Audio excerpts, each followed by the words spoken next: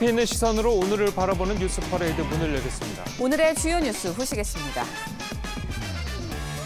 윤석열 대통령이 다음 달 26일 미국을 국빈 방문합니다. 윤 대통령은 바이든 대통령과 정상회담을 갖고 북핵 등 양국 현안에 대해서 논의할 예정입니다. 차기 지도부를 뽑는 국민의힘 전당대회가 오늘 오후에 열립니다. 안철수, 황교안 두 후보는 대통령실 개입 의혹을 제기하면서 경선 불복까지 시사해 후폭풍이 예상됩니다. 멕시코에 의료 관광을 갔다 납치된 미국인 4명 가운데 2명이 피살된 채 발견됐습니다. 이들은 마약 카르텔들의 충돌에 휘말려 변을 당한 것으로 보입니다. 한국 축구대표팀의 새 사령탑인 위르겐 클린스만 감독이 오늘 오전 입국했습니다. 클린스만 감독은 아시안컵 우승을 목표로 뛰겠다고 밝혔습니다. 저희는 잠시 뒤 돌아오겠습니다.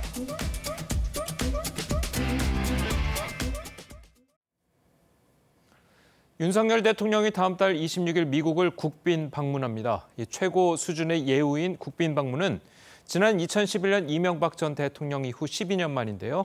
윤 대통령은 바이든 대통령과 취임 후 3번째 정상회담을 가집니다. 북핵에 맞선 핵 우산 강화 등 양국의 민감한 현안들을 논의할 예정입니다. 김태훈 기자입니다. 한미동맹 70주년을 맞아 윤석열 대통령이 다음 달 26일 미국을 국빈 방문합니다. 지난해 5월 조 바이든 미국 대통령의 한국 공식 방문과 지난해 11월 캄보디아 프놈펜 아세안 관련 정상회의 이후 윤석열 대통령의 3번째 한미 정상회담입니다. 특히 최고 수준의 예우인 국빈 방문은 2011년 이명박 전 대통령 이후 12년 만입니다. 윤 대통령은 영빈관 블레어 하우스를 숙소로 제공받고 국빈 만찬도 하게 됩니다. 미 의회에서 연설도 추진 중인 것으로 알려졌습니다. 대통령실 김은혜 홍보수석은 급변하는 국제정세와 미래의 불확실성에 대비해 더욱 능동적으로 진화해 나가기 위한 역사적 전기가 될 것이라고 강조했습니다. 윤 대통령이 취임 초부터 강조한 한미일 삼각공조에도 탄력이 붙을 전망입니다. 복합 위기와 심각한 북핵 위협 등 안보 위기를 극복하기 위한 한미일 3자 협력이 그 어느 때보다 중요해졌습니다. 한미일 3국 정상은 오는 5월 일본 히로시마에서 열리는 G7 정상회의에서 만날 가능성이 높습니다. 이에 앞서 이르면 이달 중순 일본을 방문해 기시다 후미오 총리와 한일 정상회담을 갖는 방안도 논의 중인 것으로 알려졌습니다. TV조선 김태훈입니다. 어제 오후 4시 20분쯤 울산시 남구의 한 카센터에서 LPG 가스통이 폭발하는 사고가 났습니다. 이 사고로 차량 정비기사 50대 A씨가 2도 화상을 입어 인근 병원으로 옮겨졌습니다. 소방당국은 40여 분 동안 현장을 수습한 뒤 정확한 사고 경위를 조사 중입니다. 어제 저녁 8시 20분쯤 서울 용산구 도원동의 한 아파트 단지 앞 도로에서 폭 2m, 깊이 1m가량의 땅 꺼짐 현상이 발생했습니다. 이곳에 달리던 승합차가 빠져 운전자가 가벼운 타박상을 입었습니다. 용산구청 측은 낡은 하수관에서 오랫동안 물이 새면서 주변 흙이 쓸려 내려간 것으로 보고 날이 밝는 대로 보수 작업을 마무리할 예정입니다. 네, 국민의힘 차기 지도부를 뽑는 전당대회의 최종 투표율이 55.1%를 집계됐습니다. 역대 최고 기록을 세웠는데요. 당원 100%를 이뤄진 투표이긴 하지만 역대급 흥행이라는 평가가 나오고 있습니다. 관심은 결선 투표로 이어지느냐 여부입니다. 오늘 오후에 발표될 투표 결과에서 과반 득표자가 나오면 차기 당대표는 그대로 확정이 됩니다. 하지만 과반 득표자가 없을 경우에는 1, 2위 간의 결선 투표가 10일에서 11일 양일간 진행되게 됩니다. 높은 투표율이 결선 투표에는 어떤 변수가 될지 짚어보도록 하겠습니다. 일단 이번 선거의 투표자는 46만여 명인데요. 보시는 것처럼 투표자가 많아질수록 과반 득표를 하려면 투표자 수 또한 높아져야 합니다. 즉, 투표율이 높아질수록 과반 득표의 기준 또한 높아진다는 이야기입니다. 이런 산술적인 이유로 과반 득표자가 쉽게 나오기 힘들 것이라는 관측도 나오고 있는데요. 다시 말해서 4명의 후보 전원이 과반 득표에 미치지 못할 경우인데 이렇게 압도적인 이유가 없을 경우에는 1, 2위 간의 결선 투표로 이어지게 됩니다. 결선 투표 가능성을 높게 보는 쪽에서는 높은 투표율이 당내 변화에 대한 열망, 그러니까 새바람을 바라는 당심이 표출된 결과라고 해석을 하고 있습니다. 따라서 이른바 하위 주자들에게도 상당한 표가 갔을 것으로 보고 있습니다. 하지만 투표율이 높다고 반드시 결선 투표 가능성이 높아지는 건 아닙니다. 보시는 것처럼 과반 득표에 성공한 압도적인 1위가 나올 가능성 또한 크기 때문입니다. 이런 전망에 무게를 싣는 쪽에서는 높은 투표율을 이렇게 해석합니다. 당원들 사이의 조직표가 유력 후보에게 대거 집결한 일종의 힘 실어주기 현상이 나타났다는 겁니다. 이 같은 경우 결선 투표 없이 당대표는 오늘 투표로 확정됩니다. 오늘 발표로 확정이 됩니다. 이처럼 높은 투표율을 놓고 정반대의 관측이 나올 만큼 이번 국민의힘 전당대회는 막판까지 열기를 띠고 있는데요. 문제는 열기를 넘어 과열과 혼전 양상으로까지 번지고 있다는 점입니다. 왜 그런 건지 한송원 기자의 기사 보시고 이야기 이어가겠습니다. 대통령실의 전당대회 개입 의혹은 지난 3일 안철수 후보가 처음 제기했습니다. 대통령실 시민사회수석실 소속 행정관들이 단체 대화방에 특정인을 초대해 김기현 후보 홍보물과 안 후보 비방글을 전파하고 주변에 공유해달라고 요청했다는 겁니다. 안 후보는 공무원의 정치적 중립의무 위반이라고 주장하며 직권남용 혐의로 강승규 시민사회수석을 공수처에 고발했고 김기현 후보의 사퇴까지 요구했습니다. 오늘 바로 사퇴하십시오. 만약 사퇴하지 않는다면 이번 전당대회 경선 과정에서 일어난 불법 선거와 경선 불복 가능성도 시사했습니다. 수사 결과가 나오는 것을 보고 그때 판단하겠습니다. 김 후보는 패색이 짙어진 후보들의 내부 총질이라며 과반 득표에 자신감을 보였습니다. 계속해서 이게 선거 캠페인 과정에서 자꾸 내부 분란이 요소 커지는 것을 보고서 당원들이 화가 많이 났다. 대통령실 관계자는 안 후보의 주장에 대해 당내 선거는 공직선거가 아니기 때문에 선거법 위반 대상이 되지 않는다고 반박했습니다. 또 행정관이 직접 단체 대화방을 개설한 것도 아니고 초대된 대화방에서 개인 의사를 표현하는 것에 불과해 선거운동도 아니다라고 설명했습니다. 최종 투표율은 55.1%로 역대 최고치였는데 과반 득표자가 나오면 곧바로 새 대표로 선출됩니다. TV조선 한송원입니다. 새 지도부를 뽑는 국민의힘 전당대회가 오늘 오후 열립니다. 이 100% 당원 투표로 치러지는 이번 전당대회는 최종 투표율 55.1%로 역대 최고치를 기록했습니다. 오늘 당대표 당선자가 나올지 여부에 주목이 되고 있는데요. 관련된 두 분과 함께 자세하게 짚어보도록 하겠습니다. 민현주 전 새누리당 의원 그리고 김두수 시대정신연구소 대표 나오셨습니다. 안녕하세요. 자, 역대급 투표율을 두고 이 당권 주자들은 저마다 유리한 해석들을 내놓고 있습니다. 김기현 후보 이야기부터 들어보시겠습니다. 선거 캠페인 과정에서 자꾸 내부 분란이 요소 커지는 것을 보고서 당원들이 화가 많이 났다. 네. 대통령이 좀 도와가지고 민생 챙기고 국정 성공시키라 그러는데 자기 정치하냐라는 네. 것에 대한 분노다. 그와 같은 당원들의 표심이 아마 이번 전당대회 표심에서 확실하게 드러날 것이다. 저는 나름대로 그런 기대를 가지고 있습니다. 예. 자, 김기현 후보는 높은 투표율이 거의 뭐 본인한테 올 것이다라고 네. 예측을 했는데 어떻게 뭐 동의하십니까? 어떻습니까? 이게 사실 아직 투표는 끝났지만요. 이제 결과를 앞두고 있는 상황에서 좀 말하기 조심스럽긴 그렇죠. 하지만 예. 저는 이제 두 가지 요인에서 이번에 과반 투표로 김기현 후보가 좀 정리가 되지 않을까 오늘 오후 결과에서는 이렇게 예. 보는데요. 첫 번째는 김기현 후보에 대한 지지세는 김기현 후보 개인에 대한 지지도 있지만 사실 윤석열 정부의 성공에 대한 기대치도 있습니다. 그 기대와 예. 지지가 함께 있죠. 물론 저희가 당원 수가 뭐 지난 한 3년 동안 굉장히 급증을 했고 그래서 그 당원들의 성향도 굉장히 다양해질 수 있다. 그래서 특히 투표율이 높아진 상황에서는 그 다양한 성향의 당원들이 어디에 투표할지는 좀 지켜봐야 된다라는 그런 신중한 견해도 있지만 예. 지금이 정권 초반이고 윤석열 정부에 대한 강한 힘을 실어줘야 된다는 이런 기조가 있는 상황에서 당원들이 그래도 윤석열 정부와 같이 손을 잡고 있고 그리고 지지를 받고 있다라고 하는 김기현 후보에게 몰릴 가능성이 있고요. 또 하나는 중간엔 사실 약간 좀 흔들리는 경향도 있었죠. 예. 지지율이 좀 출렁인다 이런 얘기도 있었는데 막판에 그 후보 후보들끼리의 네거티브 경쟁이 있었습니다. 안철수 방금 뭐 앞서서도 보도 보셨지만 안철수 후보나 황교안 후보 같은 경우에 김기현 후보에 대한 굉장히 강한 네거티브, 대통령실에 대한 네거티브가 있었는데 이런 점들이 당원들에게 어떻게 다가설지, 당원들에게 과연 그 설득력 있게 다가설지 아니면 상대 후보 흠집내기로 다가설지 김기현 후보의 50% 과반 득표를 막기 위한 마지막 안간힘으로 볼지 이게 중요한데 저는 네거티브에 대한 그런 비판 여론이 좀 강한 것 같습니다. 그래서 이런 점 때문에 전 조심스럽게 이번에 과반 투표를 하지 않을까라고 생각을 합니다. 알겠습니다. 자, 만약에 과반이 안 넘는다는 뭐 예측도 나올 수 있잖아요. 만약 과반이 안 넘는다면 1, 2위가 결선에 오르게 되는데 김기현 후보가 만약에 올라간다고 뭐 예상을 한다면 나머지 한 후보는 누가 될까요?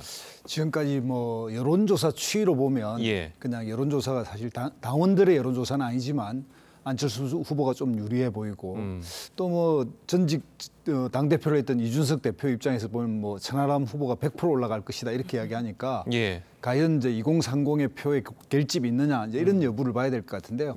간전하는 사람의 입장에서는 결선이 있어야 재밌고 이 결선 부분은 생각한다면 아예 그냥 3월 12일 날 전당대회를 여는 게 맞는데 만약 오늘 뽑힌 이제 최고위원이나 청년위원장 같은 경우는 오늘 뽑혀버리거든요. 그럼 만약에 오늘 이게 그 당선자가 결정이 안 나면 4, 5일 일정도 못 잡고 그런 측면에서 보면 사실은 오늘 정도가 아니라 뒤에 있다면 오히려 당대표가 당선되고 나서 뭐 현충원도 가고 이렇게 일정들을 하고 해도 되는데 이렇게 이제 3월 8일로 잡으니까 조금 만약에 이게 이 전당대회 이벤트가 약간의 그 뭐랄까요 이 마지막 꽃을 피워야 되는데 다시 또 한 5일 연기된다면 그런 점에서는 좀 앞으로 이런 기획을 하는 데서도 이걸 고려해야 되지 않느냐 이런 생각이 듭니다. 알겠습니다.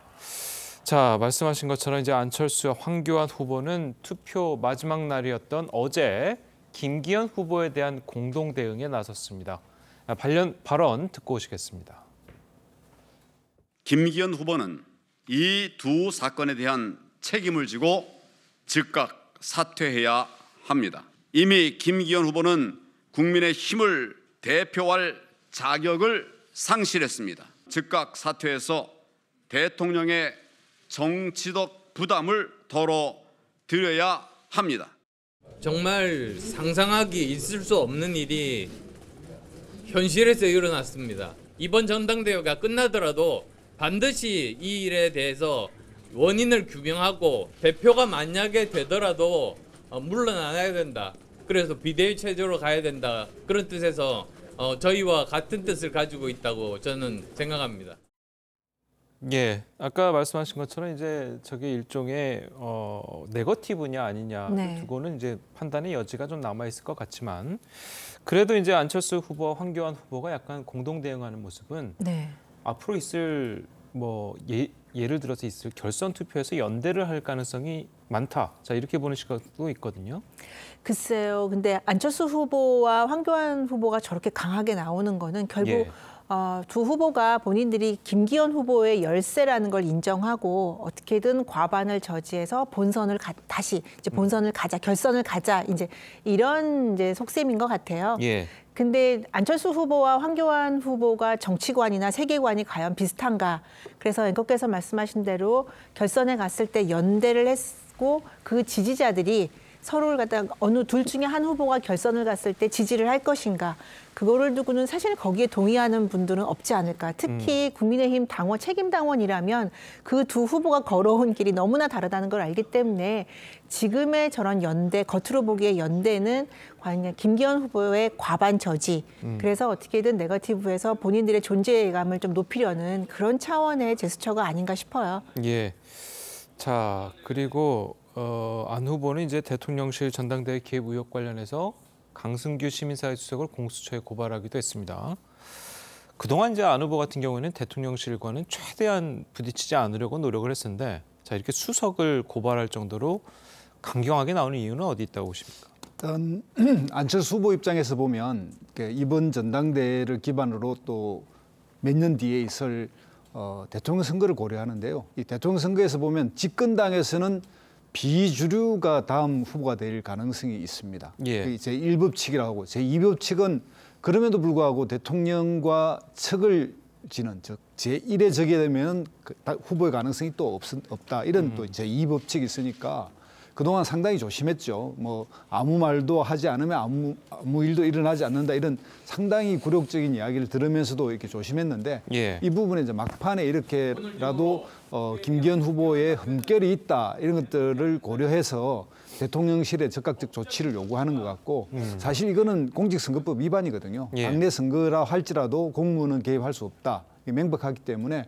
대통령실도 이렇게 빨리 해야 되는 건데 여기에 대해서 안철수 후보가 일단은 문제를 제기해 놓는 그런 상태인 걸로 보입니다. 예. 자, 그래도 이게 대통령실 같은 경우는 이제 공직선거법 관련해서는 당내 대표 선거는 공직이 아니기 때문에 네. 공직선거법과는 저촉되지 않는다라는 입장인 것 같고 또 여러 가지 다른 측면에서도 이제 위법될 상황은 아닌 것 같다라고 이제 이야기가 나오는데 어떻게 보십니까? 일단은 공직선거가 아니라는 점에서는요, 그러니까 국가공무원직이 아니라는 점에서는 전 동의를 하고요. 예. 이제 다만 이제 청와대 행정관이 이제 그 특정 후보를 지지하는 발언을 했다라는 건데 그 청와대 행정관이 자기가 직접 카톡방에 그 사람들을 모은 것도 아니고 들어가서 개인적으로 했다라는 이제 이 지점인데요. 그래서 녹취록까지 지금 나온 상황인데 이거는 조금 더 사실관계를 지켜봐야 되겠고 그리고 어떤 맥락인지 좀 지켜봐야 되겠고요. 예. 저는 이것이 이 전당대회에서 그냥 네거티브 이상의 그 어떤 큰 파장을 일으킬 거라고 생각하지는 않습니다. 그리고 대통령실에서도 분명히 선긋기를 했고 대통령의 직접 발언이나 아니면 주요 수석들의 주요 발언이 나온 것들은 아니기 때문에요. 그래서 이것이 전당대회와 함께 좀 잘 마무리가 되지 않을까라고 저는 조심스럽게 전망해 봅니다. 알겠습니다. 자, 그리고 이제 천하람 후보 이야기도 좀 해보도록 하겠습니다. 이 천하람 후보가 이제 막판에 다크호스로 떠오르곤 있는데 두 후보의 취지에는 이제 공감을 한다는 입장이지만 김기현 후보의 사퇴 주장에는 선을 그었습니다. 직접 듣고 오시겠습니다. 김기현 후보 이미 정당성을 완전히 상실해서 이미 비대위행 특급 열차 후보가 아닌가. 저는 우리 당원들의 심판에 맡기는 게 가장 타당하다고 보고 제가 결선에 올라가가지고 우리 당원들의 판단으로 가지고 김기현 후보를 낙선시키는 것 그것이 가장 올바르고 타당한 해결책이다 그렇게 보고 있습니다. 자, 천하람 후보는 이제 김기현 후보가 당선되면 비대위가 갈 것이다 이렇게 예측하기도 했고 이제 본인이 결선 가가지고 이제 자기가 이기겠다. 이런 이야기도 했는데 가능성이 있다고 보십니까? 일단 뭐 지금 현재 흐름으로 보면 이제 국민의힘 당원들의 60대 이상 구성과 새로운 2030 당원들의 구성 자체가 상당히 세대 교체적 성격을 띠고 있어서 예. 그런 측면에서 천하람 후보가 그것을 대표하고 있고 그런 측면에 보수의 핵심이라든지 약간 이 국민의힘의 내용을 바꿔야 한다 이런 이제 그 흐름을 탈 수가 있고요.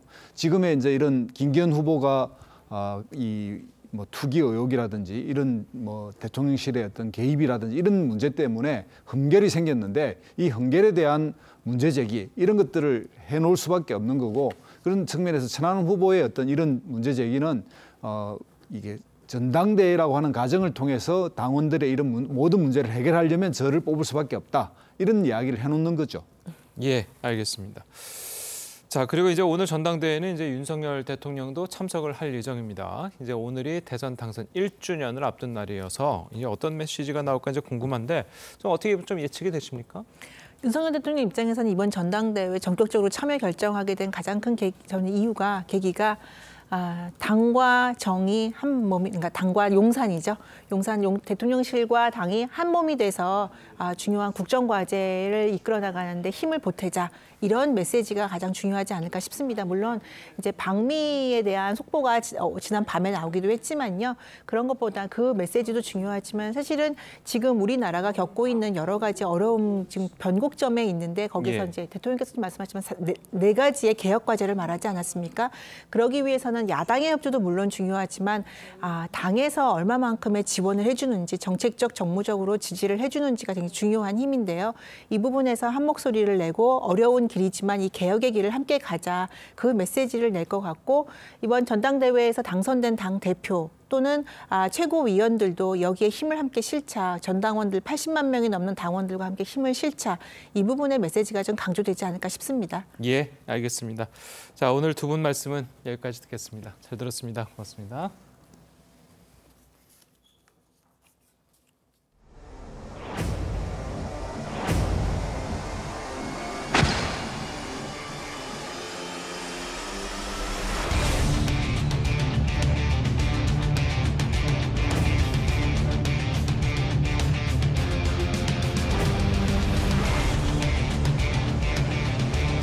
그 떨어진 이유는 저는 윤회관에서 찾습니다. 윤회관에서 너무 좀 심하고 무리하게 사람들을 쳐내고 일부 후보들이 대통령실의 참모들을 간신배로 모는 것은 정말 굉장히 부당한 이야기입니다.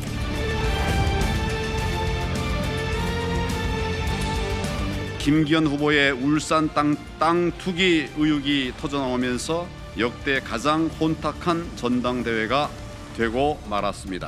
기승전 김기현 사태로만 연결시키는 그런 모습으로 자꾸 하니 당원들이 역정이 나신다. 김기현 후보 이번 논란은 못 버틸 거다. 결국 사퇴하는 수순으로 가지 않겠느냐.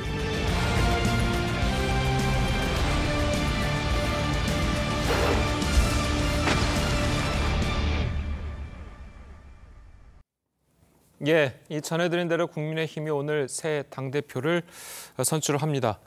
역대 최고의 투표율을 기록했지만 막판까지 진흙탕 공방이 이어지고 있습니다. 자, 정진석 국민의힘 비대위원장을 스튜디오에 모셨습니다. 자세한 이야기 나눠보도록 하겠습니다. 안녕하세요. 네, 안녕하십니까.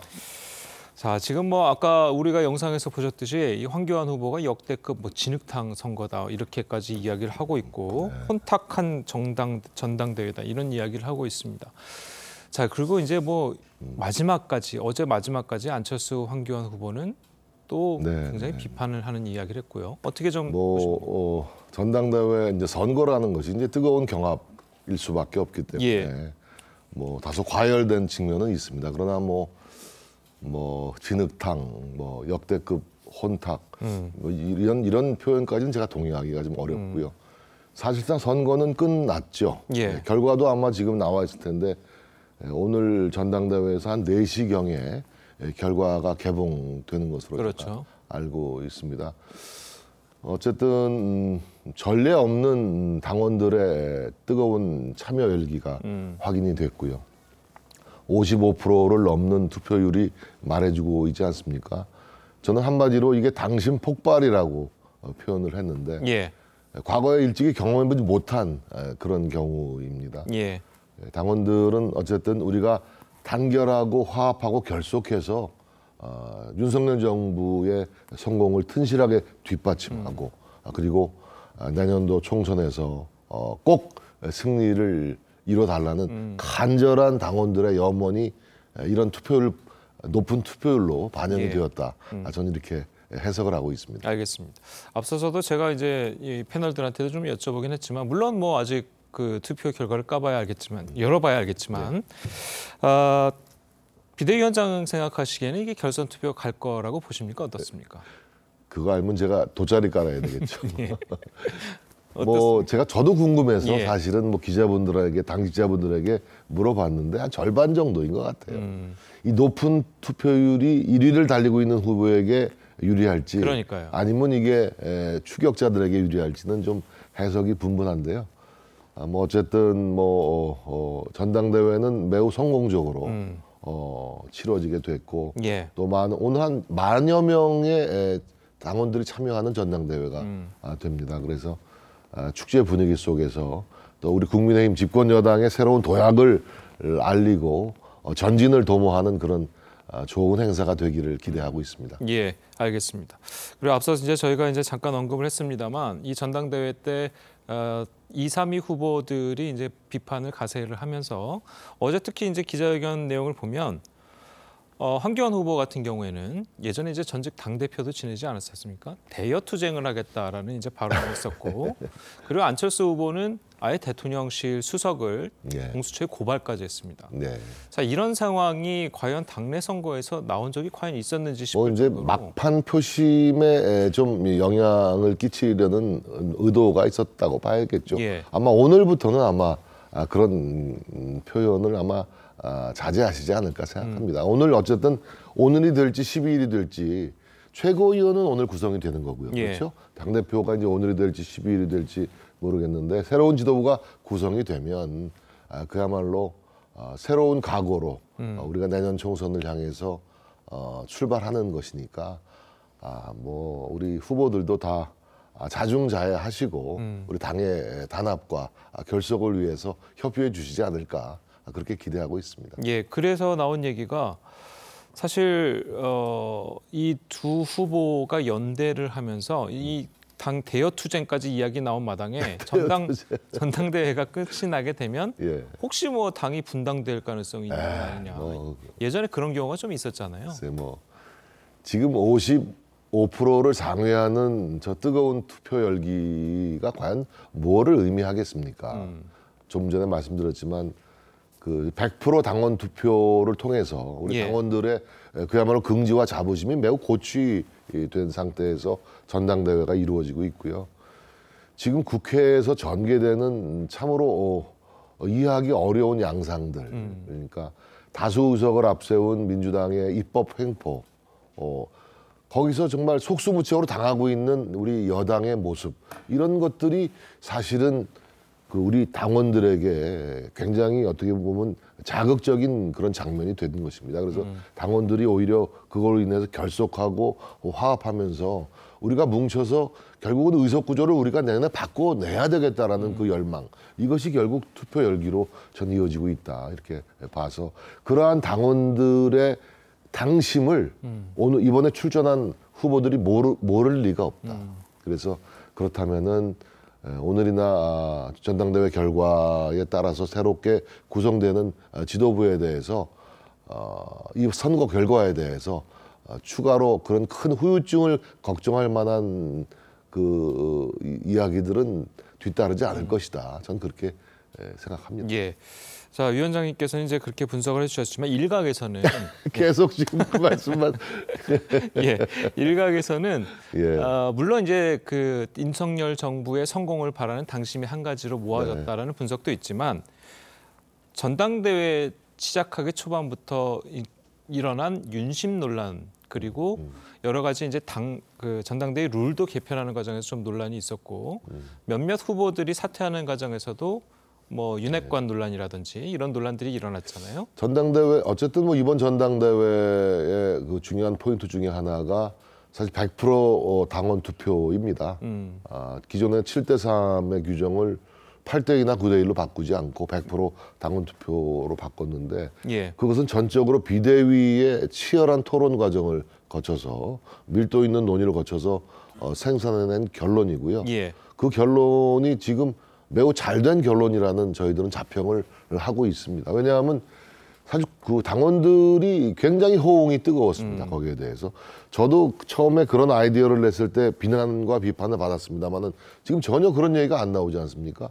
워낙에 100% 당원 투표에 대한 반응이 뜨거웠기 때문에 아마 다른 후보들도 더 이상 문제 제기를 안 하는 걸로 제가 이해합니다만 그동안 당원들이 사실은 당비를 내고 이렇게 했지만 사실은 당의 주요한 의사결정에서 소외된 그런 느낌이 없지 않아 있었습니다. 그러나 지금 비로소 이 당의 주인은 당원이라는 그런 의식을 이제 전달해 줄 수 있었기 때문에 당원들이 이 당의 대소사에 대한 방향을 제시하면 물론이고 지금 말씀하신 대로 후유증이 나온다면 그 후유증에 대한 수습도 결국 당원들의 총의로 저는 해결될 문제라고 생각을 해서 당원들의 결집에 의한 이 정당, 당원에 의한 정당으로 운영해 나가는 새로운 정당 민주주의의 새로운 이정표를 지금 쓰고 있다.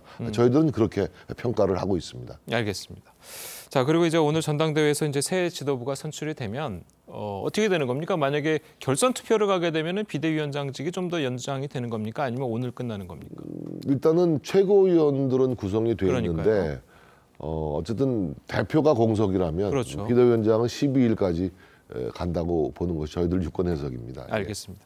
자, 어쨌든 뭐 6개월 동안 이제 비대위 체제를 이제 이끌어 오셨는데 그동안 이제 우여곡절이 많았잖아요. 그동안 조금 전에 말씀하셨던 전당대회 룰 개편 문제를 비롯해서 자, 6개월간의 여정을 좀 평가를 하신다면 어떻게 평가를 하시죠? 글쎄요, 뭐 제가 작년 9월에 이제 국회 부의장을 하고 있을 때 뭐 비대위원장 제의를 받았죠. 근데 제가 처음에 고사했습니다. 겸직을 하라 그래서 제가 겸직 같은 거는 뭐 제가 못한다라고 얘기를 했고, 그리고 당시에 뭐 이제 지도부 공백 사태였고 또 가처분이 들어가 있는 상태여서 참 이게 그 전망하기가 황당한 그런 상황이었습니다. 그래서 어쨌든 제가 결심을 하긴 했습니다만 저도 뭐 독배를 마시는 심정이라고 얘기를 했죠. 다만 이제 제가 뭐 인복이 많아서 그런지 역량 있는 많은 분들이 주위에서 도와주시고 또 우리 당원들 또 비대위원들, 의원님들이 많이 도와주셔서 원만하게 대과 없이 비대위원장 임무를 마치게 된 것 아닌가 그렇게 생각합니다. 그럼 100점 만점에 한 몇 점 정도를 본인에게 주고? 제가 뭐 그렇게 역량이 출중한 사람이 아닙니다. 알겠습니다. 자, 그리고 이제 위원장님께서는 한일의원연맹 회장도 맡고 계십니다. 근데 이제 최근에 들어서 이제 강제징용 보상안 문제를 가지고 지금 여론도 그렇고 야당, 특히 야당에서 굉장한 비판을 하고 있습니다. 자, 그렇다면 일본 전범 기업 대신에 이제 제3자가 배상 판결금을 내리는 게 이제 우리 정부 안에 이제 골자인데 자, 그것에 대해서는 어떻게 좀 평가를 하실 수 있습니까? 야당의 반발은 예상했던 것이고요. 뭐 삼전도에 뭐 개묘 늑약까지 나오지 않았습니까? 그러니까요. 어제도 제가 말씀을 드렸습니다마는 이 정부 안의 골자는 대위 변제거든요. 제3자에 의한 대위 변제. 근데 이 안은 사실 저희 안이라기보다는 지금 현재 민주당 상임 고문을 지내고 계시고 전 국회의장을 지내시고 한일의원연맹 회장을 지내셨던 문희상 의장님의 아이디어였습니다. 그래서 문희상 의장님의 아이디어는 재단을 만들어서 한일 기업과 국민 성금으로 기금을 만들어서 그 돈으로 보상을 좀 드리자. 결국 우리가 책임지고 해결을 하자 이런 생각이셨는데 특별법을 발의를 하셨거든요. 근데 그 당시 문재인 청와대에서 거들떠보지도 않았습니다. 그래서 이것이 여야 간의 논의로 이어지지 않았는데 저는 사실 그 당시에 문희상 의장님의 이 고민에 따른 이 안이 진정성을 가진 해결책이었다라고 봐요. 매우 높게 평가하고 있습니다. 그래서 저는 이번에 윤석열 정부에서 내놓은 안이 사실은 어저께 박진 장관도 얘기했지만 그 절반의 아니라고 좀 봅니다. 물컵의 반만 채워져 있다. 앞으로도 우리가 피해자들을 설득하는 노력, 또 일본의 성의 있는 호응을 촉구하는 노력, 이것이 계속 이어져야 되기 때문에 강제징용 문제에 대한 근원적인 해결책을 마련하기 위해서는 우리가 강제징용 문제를 더 이상 정치적으로 이용할 게 아니라 해결하려고 노력을 해야 된다라고 하는 관점에 동의한다면 여야가 지금이라도 문희상 안 플러스 알파를 놓고 새로운 특별법을 제정하기 위한 여야 논의를 시작해야 되는 것이 아닌가. 저는 이렇게 생각을 해서 저는 오늘 이 자리를 뭐 빌어서 야당에게 제안하고 싶어요. 정말 우리가 강제징용 문제 근원적 해결을 위해서 특별법 제정 마련을 위해서 지금이라도 머리를 맞대고 논의를 좀 밀도 있게 시작하자라는 말씀을 좀 드리고 싶습니다. 알겠습니다. 조금 전에 이제 3자 변제안이 이제 민주당 문희상 전 의장의 아이디어였고 그 당시 이제 특별법도 나왔다 이렇게 말씀하셨는데 특별법 발의가 됐는데 논의로 진전되지를 못했죠. 왜? 문희상 뭐 의장님은 정말 저는 애국자라고 생각합니다. 진정성을 가지고 그런 해결책을 고민 끝에 내놨고 했는데 청와대에서 그걸 거들떠 보질 않았고 그러니까 뭐 민주당 의원들도 따라서 뭐 논의에 참여하질 않았습니다. 그러나 당시 민주당 의원들 속에서도 야 저게 사실은 현실적인 대안이다라고 평가한 의원들이 많이 계셨습니다. 자 그렇게 했는데도 지금 문희상 전 의장이 아이디어로 나온 특별법 발의였는데도 지금 이재명 대표 뭐 삼전도의 굴욕 아까 말씀하신 것처럼 삼전도의 굴욕이라고 그러고 개묘늑약이라고까지 이제 이야기하는 이유는 어디 있다고 보십니까? 글쎄요, 뭐 사실 그 과거사 문제 또 일본 문제는 뜨거운 감자 민감한 문제입니다. 그래서 어느 정권도 이거를 해결하려는 노력을 하지 않았습니다. 그러나 그 우리 윤석열 정부 들어서 과연 이 문제를 언제까지 방치해 놓고 한일 관계를 이런 식으로 냉각하고 경색 국면으로 이어갈 것이냐. 이것이 우리 국익에 도움이 되는 것이냐. 우리의 미래, 우리의 젊은 세대, 미래 세대의 눈높이에 맞게 이 한일 문제를 해결해야 되는 것이 아니냐라는 그런 생각을 가지고 이번에 사실 대승적인 결단을 가지고 임하게 됐다. 저는 이렇게 봐서 물론 그 여전히 한일 문제는 민주당에 의해서는 사실은 그 정치적으로 좀 많이 그 활용되어 온 소재였지만 제가 이제 대안을 얘기를 하는 겁니다. 그렇게 보지 말고 민주당도 이걸 해결의 주체로 좀 참여해 줘서 민주당의 의견을 좀 내달라. 정부의 의견을 비판하는 거 좋은데 그러면 민주당도 대안을 좀 제시해 달라. 이렇게 제가 호소드리고 싶습니다. 대안 없이 계속 반일 감정만 부추겨서 정파적 이해를 도모하는 것은 저는 이건 국익에 도움이 되지 않는 접근 방식이다. 저는 이렇게 말씀드리고 싶네요.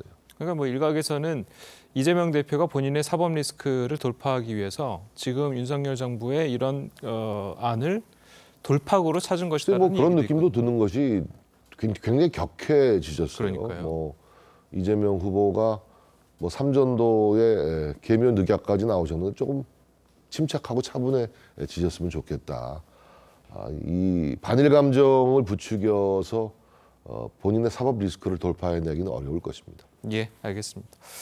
자, 끝으로 이제 내년이면 총선이 얼마 남지 않지 않았습니까? 당으로서도 이제 굉장히 중요한 총선일 것 같은데 내년 총선을 예측을 좀 하시자면 그리고 이제 본인의 뭐 계획이라도 있으십니까? 글쎄요, 이제 국민의 선택에 의해서 윤석열 정부가 출범을 했는데 예. 국회에서의 상황은 속수무책입니다. 다수 의석을 앞세운 민주당의 독재 입법 횡포가 이제 도를 넘었습니다. 이것을 많은 국민들이 보고 있지 않습니까? 국민들의 손으로 선택된 정부인데 일 좀 하게 해달라는데 일을 못하게 발목을 잡고 발목을 꺾고 있어요. 그것은 국회의 의석 구조 때문에 그렇습니다. 그럼 이 의석 구조를 개선하려는 노력을 하지 않을까요? 그러한 필요성에 국민들이 동의하지 않을까요? 저는 그렇습니다. 게다가 지금 민주당의 수장인 이재명 대표는 사실 빠져나가기 어려운 사법 리스크에 봉착돼 있지 않습니까? 예. 민주당 내부에서도 이재명 대표로 과연 차기 총선을 치를 수 있을 것이냐라는 자문을 하고 있지 않습니까? 그래서 저희는 새로운 지도부가 우리 100만 책임당원 시대입니다. 우리 2020 선거 때 30만 명에 불과하던 우리 책임당원이 지금 84만 명이 됐어요. 그러니까. 내년이면 100만 책임당원 시대가 열립니다. 30만 명이 앞전 뛰던 선거와 100만 명이 앞장서는 선거는 양상과 지형이 달라질 수밖에 그렇죠. 없어요. 저희들은 내년 총선 승리를 자신감을 가지고 준비하겠습니다. 예, 알겠습니다. 자, 지금까지 정진석 국민의힘 비대위원장 말씀 들어봤습니다. 감사합니다. 감사합니다.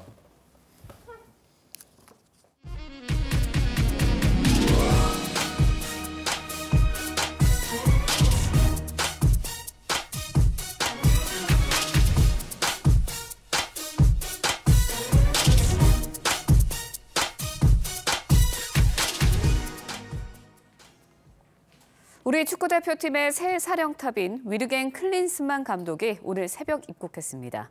클린스만 감독은 벤투 감독의 후임으로 2026년 북중미 월드컵까지 한국 대표팀을 이끌 예정인데요. 인천공항에 나가 있는 취재기자 연결해 보도록 하겠습니다. 최윤정 기자, 클린스만 감독 조금 전에 귀국했다고 하는데 어떤 소감을 밝혔습니까?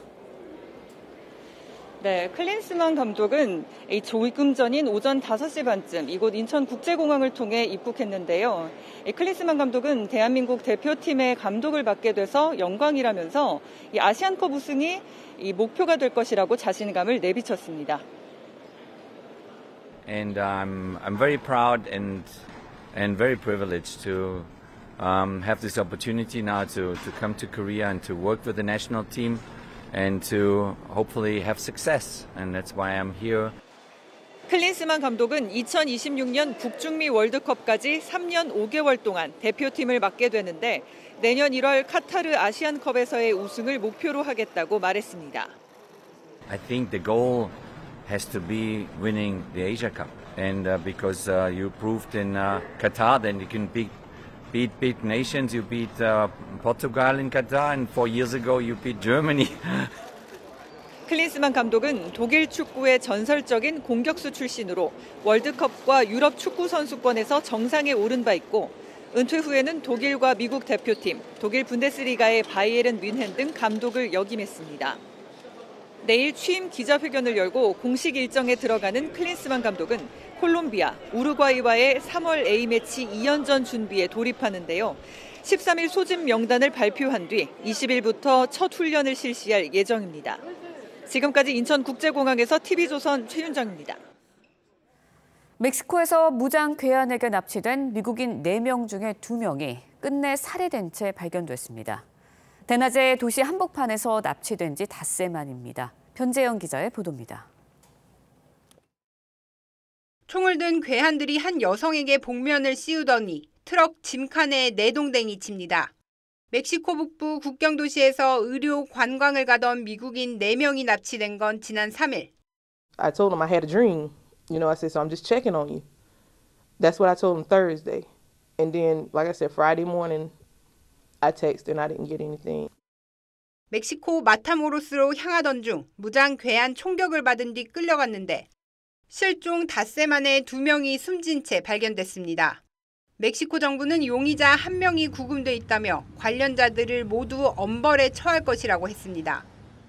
Y enviamos pues a los familiares de las víctimas, a los amigos, al pueblo de Estados Unidos, al gobierno de Estados Unidos, nuestras condolencias.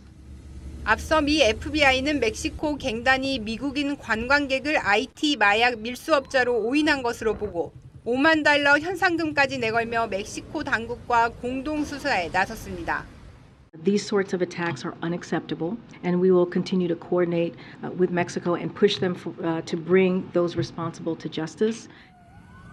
멕시코 검찰은 피해자들이 마타모로스에서 있었던 카르텔 간 충돌에 휘말렸다가 변을 당했을 가능성을 열어두고 수사하고 있습니다. TV조선 변재영입니다. 방글라데시 수도 다카의 한 건물에서 폭발 사고가 나 최소 15명이 숨지고 수백 명이 다쳤습니다. 외신에 따르면 현지 시간 7일 오후 4시 45분쯤 7층 건물에서 폭발 사고가 발생해 1층과 2층이 크게 부서졌고 파편이 지나가던 행인들을 덮였습니다. 경찰과 소방당국이 구조 작업을 진행 중인 만큼 사상자는 더 늘어날 가능성이 있습니다. 당국은 폭발 전 가스 냄새가 났다는 진술을 토대로 정확한 사고 원인을 조사하고 있습니다. 비행기 안에서 숟가락을 들고 난동을 부린 30대 미국 남성이 체포됐습니다. 미국 검찰은 로스앤젤레스에서 보스턴으로 가는 비행기 안에서 운항을 방해하고 승무원과 승객을 위협한 혐의 등으로 33살 프란시스코 토레스를 체포해 재판에 넘겼습니다. 토레스는 지난 5일 기내 비상문을 열려고 시도하다 제지당하자 숟가락을 들고 난동을 부렸습니다. 이후 승객들에게 제압된 뒤 착륙 직후 경찰에 체포됐습니다. 제롬 파월 미 연준 의장이 최종 기준금리가 기존 전망보다 높을 가능성이 크다면서 고강도의 금리 인상을 시사했습니다. 이로써 이번 달 말 금리를 0.5%포인트 올리는 빅스텝이 단행될 것이라는 관측이 나오면서 시장은 크게 출렁였습니다. 배상윤 기자의 보도입니다. 제롬 파월 미국 연준 의장이 현지 시간 7일 미 상원은행이 청문회에 출석해 인플레이션을 2%까지 낮추기 위한 과정은 험난한 일이 될 것이라며 고강도 금리 인상을 시사했습니다. The latest economic data have come in stronger than expected, which suggests that the ultimate level of interest rates is likely to be higher than previously anticipated. 이 경우 실직자가 증가할 수 있다는 우려에 대해 파월 의장은 인플레이션이 더 문제라고 반박했습니다. I would explain to people more broadly that inflation is extremely high and it's hurting the working people of this country badly, all of them. 이 때문에 오는 21일에 열리는 FOMC 정례 회의에서 연준이 기준금리를 0.25%포인트가 아닌 0.5%포인트 올리는 빅스텝을 단행할 거란 전망도 나옵니다. 올해 연말 최저금리가 5.5%를 넘어설 가능성도 커졌습니다. 파월 의장의 발언에 시장은 요동쳤습니다. 2년물 미 국채 금리는 4.968%까지 올라 2007년 이후 최고치를 또 경신했습니다. 나스닥 지수도 1.25% 하락 마감하는 등 뉴욕 증시가 크게 흔들렸습니다. TV조선 배성윤입니다. 민주당에서는 이재명 대표 사법 리스크를 둘러싼 내홍이 계속되고 있습니다. 네, 관련 내용 최진영 변호사, 조대진 변호사와 함께 자세히 짚어보도록 하겠습니다. 안녕하세요. 네, 안녕하십니까? 네, 당 일각에서 이제 이재명 대표의 거취를 압박하는 목소리가 이어지고 있는 상황입니다. 먼저 직접 들어보시겠습니다. 어쨌든 지금 이재명 대표가 지금의 스탠스로 총선까지 임할 수 있겠느냐. 여기에 대해서 좀 회의적으로 보는 의원들 숫자는 꽤 된다고 봐야 되지 않겠어요? 저쪽은 이재명만 있으면 지금 내년 총선 해볼 만하다. 근데 대통령이야 상수인데 이쪽은 그 상수는 아닐 수 있잖아요. 이제 그러면은 훨씬 유리한 그 환경을 조성할 수도 있을 터인데. 이제 앞으로 1년 후에는 총선이 있는 거고, 그러니까 대표를 비롯한 지금 지도부가 해법을 내놔라라고 요구를 하는 거예요. 총선 어떻게 치르겠다. 라는 구체적인 얘기를 할 책무가 있는 거죠. 해법이라는 게 어떤 뭐 당대표직을 물러나는 아니 뭐 그것도 해법 중에 하나입니다. 예, 뭐 당내 일부 의견이긴 합니다만 뭐 결국은 뭐 이재명 대표가 있으면 총선에 불리하다 이런 이야기로 들리는데요. 그렇습니다. 사실 국민의힘 지지자들 중에서는 이재명 화이팅 이렇게 생각하시는 분들도 적지 않습니다. 말씀하신 것처럼 이재명 대표가 민주당 대표로 취임한 이후에 전체적인 민주당의 지지세가 하락세인 것은 사실이지 않습니까? 그리고 최근에 이제 그 검찰의 출석을 넘어서 법원의 재판을 받는 과정에 있다 보니까 사법 리스크가 현실화된 이 상황 속에서 그렇다고 하면은 내년 총선에 민주당으로서는 민심 이탈, 당심 분열 이 상황을 어떻게 극복할 것인가를 두고 지금 당 내에서 설왕설래하고 있습니다. 이재명 대표 주류 같은 경우에는 오히려 이재명 대표를 위주로 똘똘 뭉쳐가지고 이제 나가야 대여 투쟁을 해야 된다는 반면에 오히려 지금 그 유인태 전 사무총장을 비롯한 이른바 비명계 같은 경우에는 이재명 대표 리스크를 인적 쇄신을 통해서 내년까지 새로 빌드업을 하면은 총선에 승리할 수 있다라는 얘기를 하고 있는데 사실 현재의 큰 흐름을 봤을 때는 오히려 중도층의 표심은 그쪽에 가까운 것이 아닌가. 오히려 그 말씀드린 것처럼 국민의힘 내부의 입장에서도 사실상 이재명 대표 체제로 가는 것이 조금 더 내년 총선에 유리한 것이 아닌가라는 그런 얘기가 있는 것은 아마 그런 목소리를 민주당 내에서도 충분히 지금 되새기고 있지 않을까 생각을 합니다. 네, 들으신 것처럼 이재명 대표가 사퇴하는 게 당을 위한 것이라는 의견도 있습니다. 그렇다 보니까 이 대표로서는 굉장히 고민이 많아질 수밖에 없을 것 같은데 어떤 선택을 할 거라고 보세요? 일단 그 민주당 내에서도 그 의견이 그 내부 의견이 좀 나뉘는 건 맞는 것 같습니다. 총선이 지금 1년밖에 남지 않은 상황에서 지지율이 그 당 지지율이 그 높지는 않은 상황이기 때문에 이러한 부담을 지고 총선을 그 이재명 대표 체제로 끝날 경우에 이겨도 좋은 소리를 또 못 들을 수도 있거든요. 그렇기 때문에 이런 부분들 때문에 사퇴할 거라는 그런 의견들도 있기는 한데 이재명 대표가 여러 가지 그 본인의 재판과 이런 관련된 부분을 이렇게 지켜보면서 당대표로서 당대표를 유지를 하면서 이렇게 재판을 진행을 할 수도 있다라는 그런 생각도 그런 의견들도 있는 것 같습니다. 개인적으로는 지금 이재명 대표가 억울함을 호소를 하고 있기 때문에 이 같은 이재명 대표의 지위를 유지를 하면서 그 총선까지 진행을 하지 않을까라는 생각도 듭니다. 예.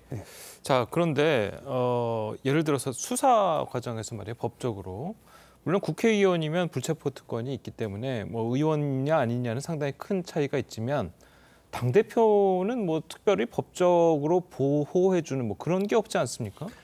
법적으로는 그런 뭐 보호막이 있다라고 보긴 어렵겠죠. 하지만 야당, 그것도 이제 여당보다 그 국회의원 수가 훨씬 더 많은 여소야대 상황 속에서의 야당의 그 대표란 것은 정치적 상징성이 굉장히 크지 않습니까? 그러다 보니까 현실적으로는 뭐 법적인 어떤 방패막이 없다라고 하지만 사실상 정치적인 방패막으로 해서 사법부와 검찰을 압박할 수 있는 그런 카드를 가지고 있고 나아가 그러다 보니까 뭐 당대표다 보니까 결국은 이제 모든 것을 주재를 하고 자기가 바쁘다라고 하면서 검찰에 나가는 것도 시간을 막 조정하고 있지 않습니까? 그렇기 때문에 당대표인 것과 아닌 것에는 상당한 차이가 있는 것이죠. 정치적 파워에서. 왜냐하면 당대표로서 내년에 다가올 수 있는 총선에서의 공천권에 따라서 결국 그 지금 현역 국회의원이든 잠재적 어떤 국회의원들의 어떤 정치적 서포트를 받을 수 있는지 여부가 결정되다 보니까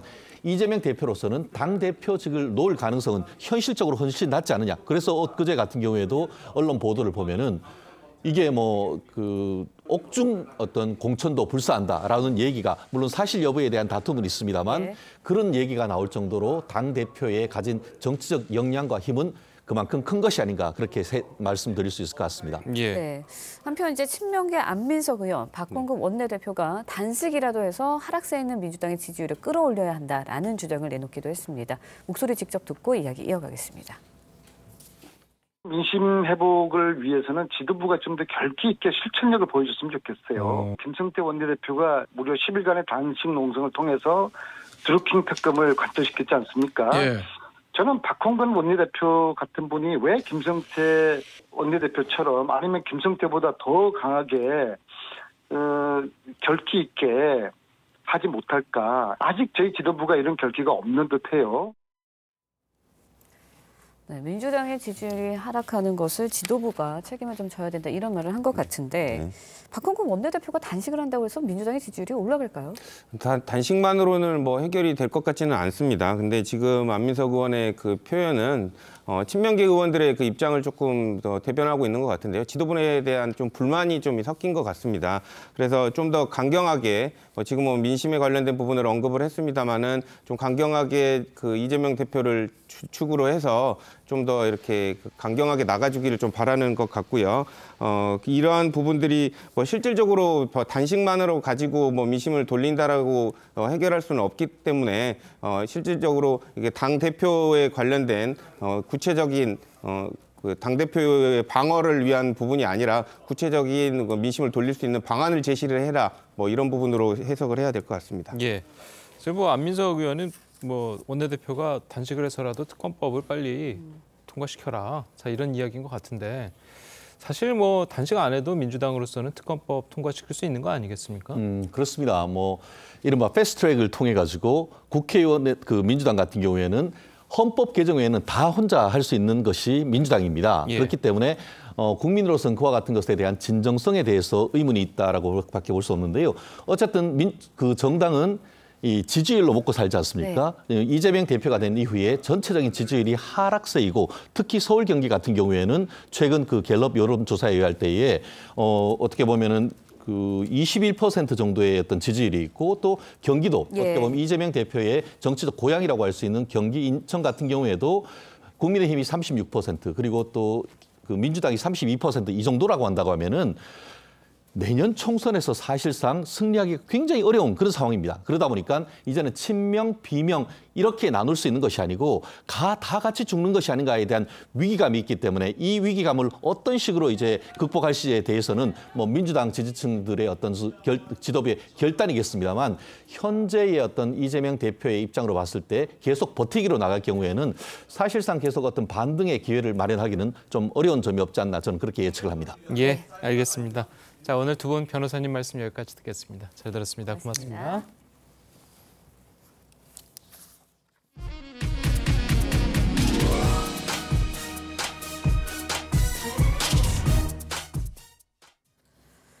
SM 엔터테인먼트 인수전에 뛰어든 카카오가 하이브보다 더 높은 가격에 SM 지분을 대량으로 사들여 최대 주주가 되겠다고 밝혔습니다. 하이브가 지분 확보전에서 맞대응할지 관심이 쏠리고 있는데 두 회사의 인수전으로 SM의 주가는 하루 사이 15%나 올랐습니다. 유혜림 기자의 보도입니다. 카카오가 SM 엔터테인먼트 경영권을 확보하기 위해 하이브와 전면전에 나섰습니다. 하이브가 제시한 금액보다 25% 높은 주당 15만 원에 SM 엔터 지분 35%를 사들이겠다고 밝혔습니다. 하이브가 SM 주가 급등으로 추가 지분을 1%도 채 구하지 못하자 자본력을 앞세워 도전장을 내민 겁니다. 그동안 견지해온 양사 간 사업 협력을 유지하기 위함입니다. 최대 주주가 된 이후에도 독립적 운영을 보장할 계획입니다. 카카오가 공개 매수에 성공하면 SM 엔터 지분의 39.9%를 차지해 하이브를 넘어서 최대 주주가 됩니다. 다만 연일 오르는 주가가 변수입니다. 카카오의 공개 매수 소식에 SM 엔터 주가는 하루 새 15% 올라 15만 원에 근접했습니다. 주가가 15만 원을 상회할 가능성도 현재로서는 내재하기가 어렵다.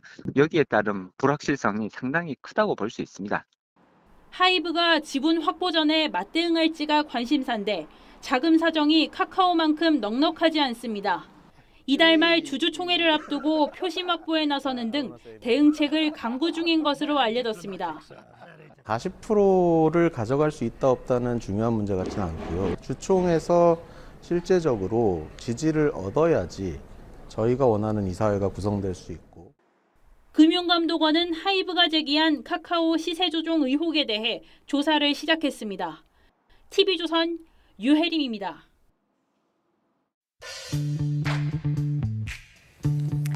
렌즈에 담긴 그 순간 그 의미를 짚어보는 시간이죠. 사진기자가 선택한 아침의 한 장입니다. 오늘은 조선일보 사진부 조인원 기자와 함께합니다. 안녕하세요. 오늘 아침에 볼 사진 어떤 건가요? 예, 선글라스와 방독면을 쓴 남자들이 깃발을 들고 행진을 하는 이곳은 영국의 도버시입니다. 지난 주말 도버에서는 난민들의 입국을 반대하는 시위가 열렸는데요. 무슨 일인지 사진으로 함께 보겠습니다. 프랑스 칼레와 마주한 영국 항구 도시 도버에선 지난 4일 불법 난민 입국에 반대하는 시위가 열렸습니다. 100여 명의 시위 참가자들은 극우주의 상징이 깃발을 들거나 연막탄 등으로 경찰 대응에 맞섰습니다. 반대로 길 건너편에서는 난민들의 입국을 환영하는 집회가 열려 이들을 인종차별주의자라고 비난했습니다. 영국은 최근에 이런 난민 거부 시위가 급증을 했는데요. 단순한 소수의 의견이 아니라 인도계 이민자 출신인 리시 수낙 현 영국 총리도 불법 난민에 대해선 강경한 입장입니다. 네, 그런데 영국에서 최근에 왜 이런 시위가 늘어난 건가요?